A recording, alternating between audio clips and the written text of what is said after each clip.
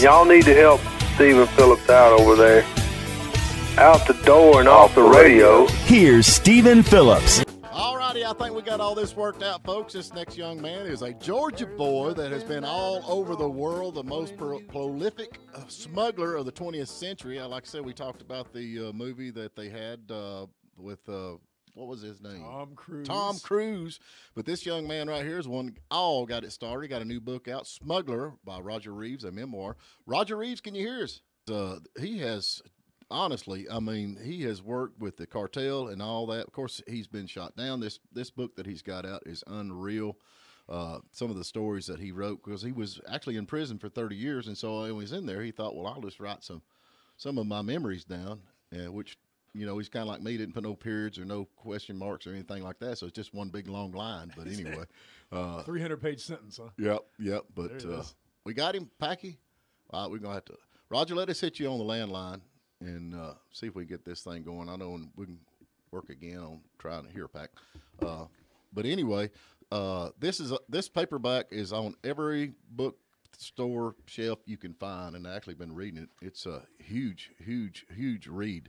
But he worked with Pablo Escobar, which back before Pablo Escobar went crazy, and he kind of explains how all that stuff comes about. Oh, yeah. And no, it's going to be great to talk to him. Been shot out of the sky, man. I mean, can you imagine? No, I mean, I can imagine it, but that's about it. And then live to tell about it. So he was working for Escobar, and Escobar was working for the Clintons? Is that how it worked? Yeah, pretty much. It is. Yeah, pretty much. That's right. Yep. Coming up to Mena, Arkansas. Yep. That's exactly what they were doing. Hey, we got you on here now. I can hear you. I hope you can hear me. I got you, man. I am so sorry we got mixed up on that hook up there somehow. But anyway. I don't know how to work it. We got to see you a little bit there anyway. But anyway, hey, we just introduced you, and now we got Roger Reeves with us. And, man, we have got all kinds of questions. We ain't got a whole lot of time, but we got all kinds of questions. But how are you this morning? I'm doing mighty fine. I love it. Well, there he is. We can see him now again. Oh, okay. Now we got okay. Listen, Roger, tell us a little bit about the story of the book. I mean, there's so much to cover, but tell us how this book come about and just a little bit about that. I got caught down in Australia with $400 million worth of cocaine, and when they found out who I was in a prison. And they came and handcuffed me at the table while I was eating supper and took me to another prison, the most secure in the southern hemisphere.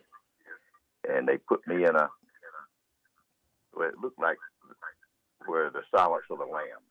Right. A one-way mirror with the 5 guards on one side and me and 2 or 3 other fellows on the other. And I had 25 years. And then the Crown, the prosecutor appealed it, and they raised it to life. Well, it rather knocked the knees out from under me there for a little while. Oh, yeah. So I thought, I may never get out of this place. And I my children, grandchildren, they won't ever know me. Won't ever know the stories of some of these. I believe I'll write from them. So there was a computer in a little glassed-in room there. And I know how to type, but I didn't know how to use that computer. So somebody showed me how to turn it on. And every night I'd write by my bunk. I'd write something okay. When my grandma bought me the little horse, and the next day I'd write the story. And the computer didn't have a program on it. It just was a thing called Paintbrush.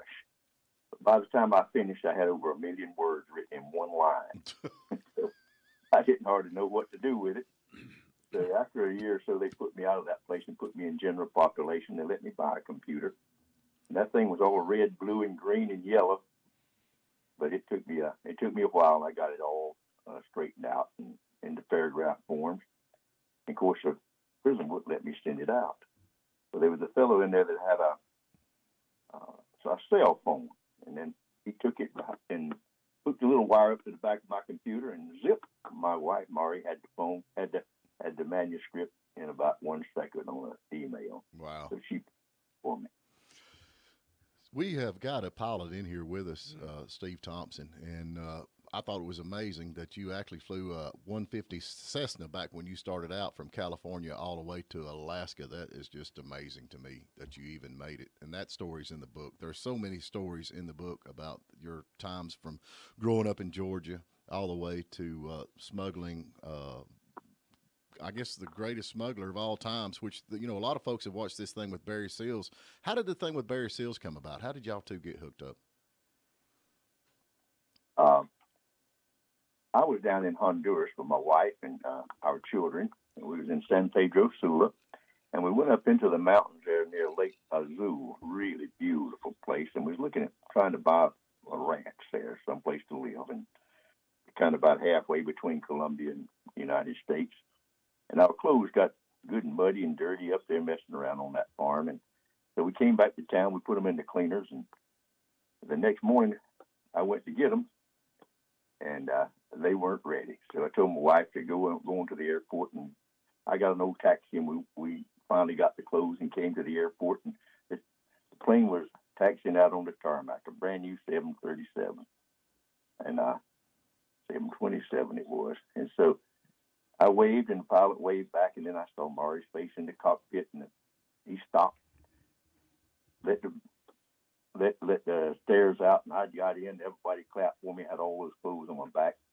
And my daughter, Miriam, was sitting there and in the middle seat, and next to the window was a nice-looking man, clear blue eyes. And I thought, wow, he looks like DEA or CIA or something. I thought CIA was what I thought. But anyway, we took off, and we didn't say anything. And when it got wheels came up, and we got on about 5,000 or 10,000 feet, and it had another little click. And my daughter says, what was that, Dad? And I said, he just turned on his autopilot. And that guy reached over and said, you fly these things? I said, I got a few hours, mister. He said, my name's Barry Seal. And he reached over and signed and shook my hand. And so he got telling me he just got out of prison that morning in Honduras. And I thought, yeah, I bet you just want me to get talking here. But we had a nice chat all the way up to New Orleans, and we landed, and there was 20 people, I reckon, there waiting on him.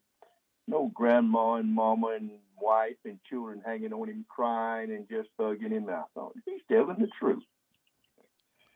So I went over to him and gave him a little slip of paper. I said, Barry, if I may have some work for you if you want it. And here's my address. Come up to California if you can. So a few days later, he called me and came out. And I had a brand new set of Aero Commander 690B turboprop.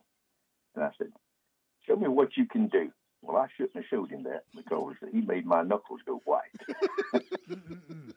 He did everything in the world with that thing. I can get one from one place to the other, but I don't like much aerobatics. It's all right, but I don't care for them. Right. But anyway, we did. So I gave him a job. He took the airplane, and I said, this thing needs tanking. He said, well, I know a place.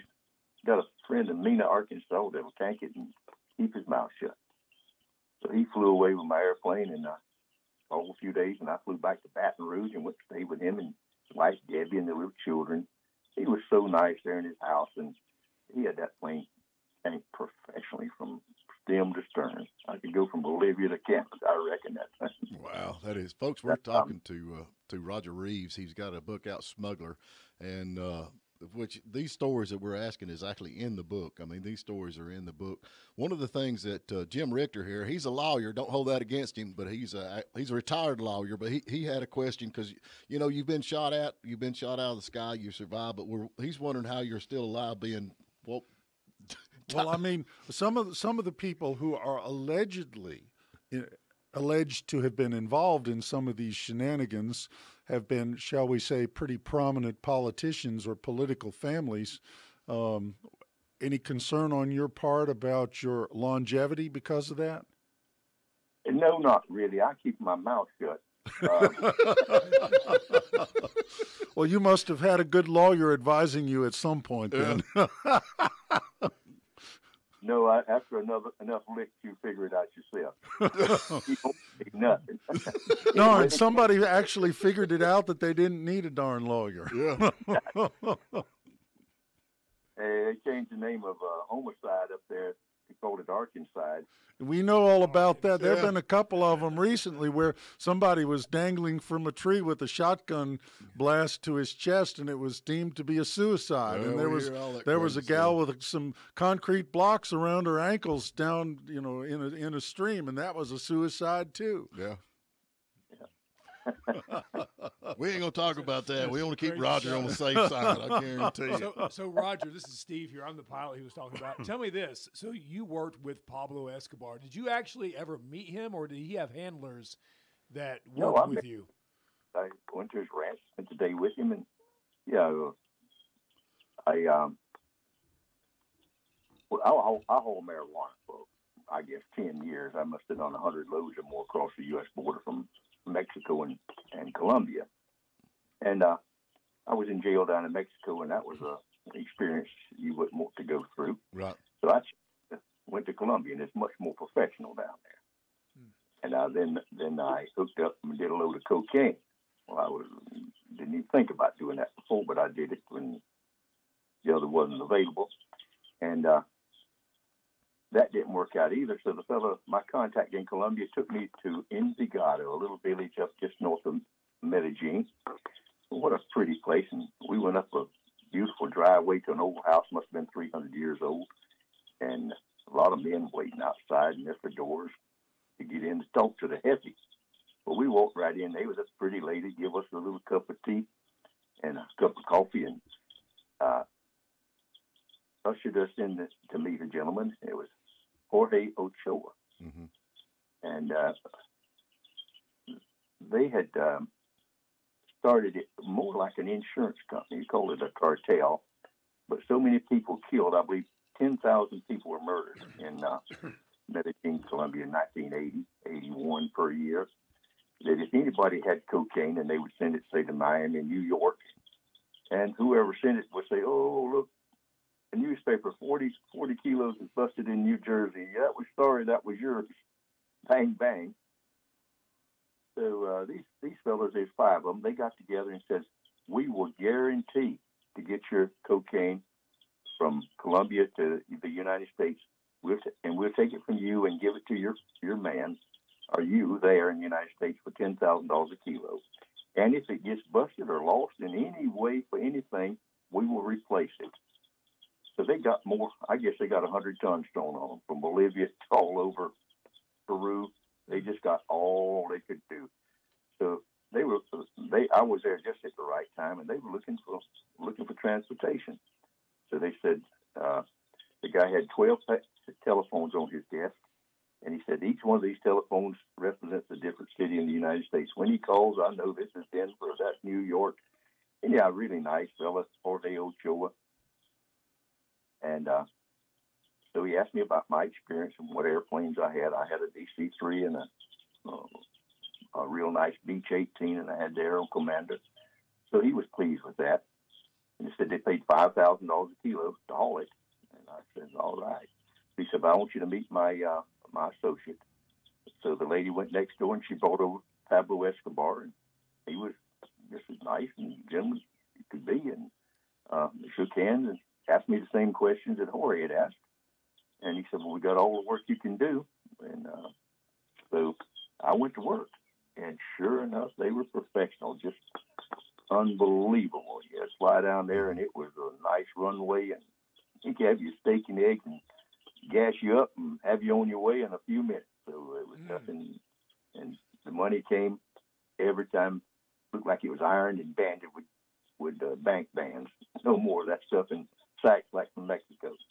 Wow. So I was really impressed with them. So now, if you like a load of cocaine that you flew over, how much did you actually make per flight, per plane?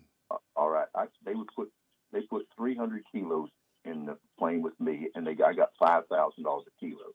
So that was $1.5 million that I made per trip.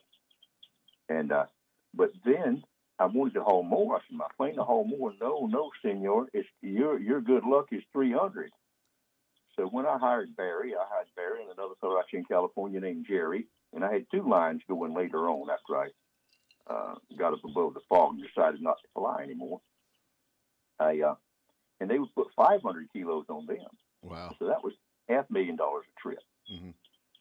So that's how much we made. Wow. It was unbelievable how much money was coming in. But now, one of the things that, everybody, when I talk about, and this is one of the things, I've actually got to know Roger. We talk pretty regular, and, the calmness, the gentleman that you are. I mean, you would think a smuggler, you always think of some guy that carries a gun and cuts and shoots everybody. So you're not, you are just the most gentle, kind person. I mean, as far as a person go, but why? I mean, you figured like $1.5 million a trip. Why did you not run like a week and a half and say, okay, I'm done? I mean, you just kept going. Well, when I had $7 million in the sack, I was coming up out of Colombia one night, and up there 30,000 feet, and the whole world in the southern United States was fogged in. Mm-hmm. I couldn't get down. And I must say that I was concerned for my life. Right. If I had a parachute, I'd have bailed out. I didn't have one. So I had to come down the glide slope at the international runway in New Orleans and land there and sit there all night long. And the runway was closed. They didn't see me. Wow. And I just thinking that maybe a security guard would come down and see me sitting there. So when the sun came up the next morning, it burned off enough. I took off and went over and got and landed. And I thought that I'm through with that. I said, I'm going to get killed if I keep this up. Mm-hmm. So I told the Colombians, "Oh, please, Roger, do you know anybody? Do you know anybody?" I don't. They didn't. I mean, it wasn't a threat. They were just like, they were making money, the boys in Miami. Right. Let's do it. So I said, I'll see. And that's when I asked Barry. Mm-hmm. And so then I bought Barry about 3 of those Panthers. Then I had my friend out here in California. I told him about it. I said, "We got more than we can haul down there, man. It's piled up." And so he went to work. So I had 2 airlines going, and I had 2 or 3 men buying cars and putting air shocks on them, and had the big Mercury Marquis and the Ford LTDs that was old a lot.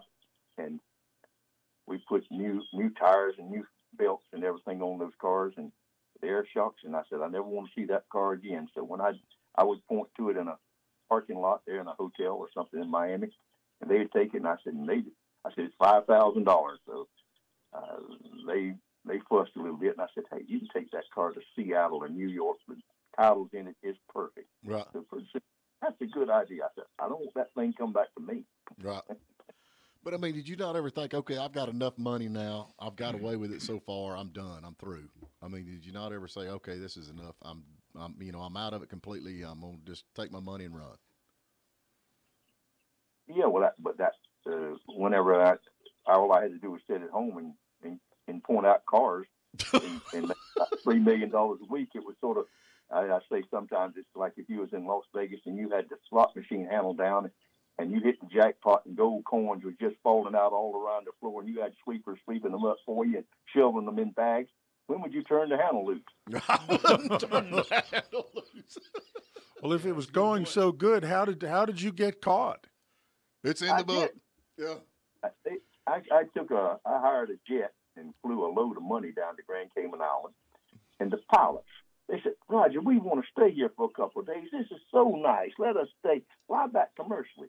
Well, it was my daughter's birthday. She was 9 years old. And I thought, all right, I'll fly back. So I flew back into New Orleans. I flew back into Miami, unsuspecting.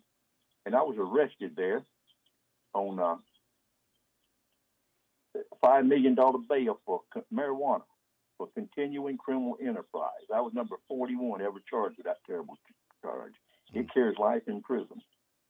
And John Gotti was number 42.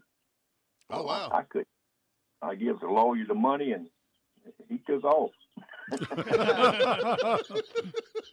Yeah, you can't trust him, lawyer. He was smarter than I was. Yeah. And so it was a nebulous hearing where you had to prove where the money come from. What a mess! And so I couldn't get out even with all the money that I had. Mm-hmm.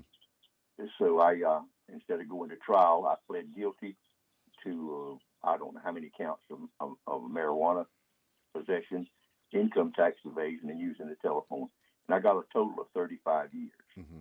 But 30 of it was, the old judge was a wonderful judge. He's an old black judge, and I think he'd have took me home with him if he could. He kind of gave the prosecution a hard time. And so with his 5 years, I had to do two and a half years. And then I was out on parole for 30 years. Mm-hmm. Wow.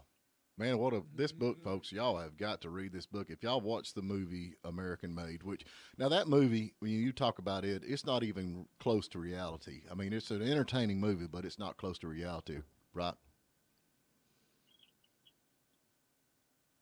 On the Smuggler movie. But you was asking about my personality, and I learned to fly. And this is the first chapter in my book. Mm-hmm. I learned to fly to be a missionary aviation fellowship pilot. Right. I read the book Jungle Pilot, and that's what I wanted to do. And life took some other turns, and I was shot down in 1981 during the World Series baseball game, and I was shot out of the sky with a DC-3 over the Amazon. And I got out of that wreck and made my way 11 days through the jungle. And I kept asking the Indians, where's airplanes? Where's airplanes? And they, Loma Linda, Loma Linda. After 11 days, I got to a place called Loma Linda, and it was just so pretty and clean and looking. What is this place? You don't know. This is Loma Linda, headquarters for Missionary Aviation Fellowship for the Amazon. Wow. And they flew. They flew in. Roger, if we have got to get to a break, man, I could talk to you all day. We need to get you back on next week. We need to, like, recurring guests, because you got so much to talk about. But y'all can get Smuggler. Download it. You go to Amazon. He's flying over there. You get on Amazon, all the outlets you can. Smuggler by Roger Reeves. And we'll get you back on, because I want to talk a little bit about possibly being maybe next week we get you back on and talk about the movie or the miniseries that we're talking about that might be coming out. So can you do that? Next week can we get you back on? I'd be very happy to. Be pleasure. All right, because there's a lot going on right here with this book, and so like I said, there's going to be another possibly more than possibly a series coming out about this book. So y'all need to get this, because it'll be coming out. Roger, thank you so much for getting up early and talking to us. And like I said, I'll give you a call after a while. We get your book back next week, and we can talk a little bit more about what's going on with the movie, if that's all right. Real good. It's been a real pleasure. Thank you, Stephen. Hey, man, I love you, man. No doubt about it. You be safe out there. Oh, I am. There you go. Thank you. All right. Thank you for spending a little time with us. And remember, you can tune in every morning at WJULradio.com at 8 a.m. Eastern. And please subscribe to our YouTube channel and like us on Facebook, The Morning Dish.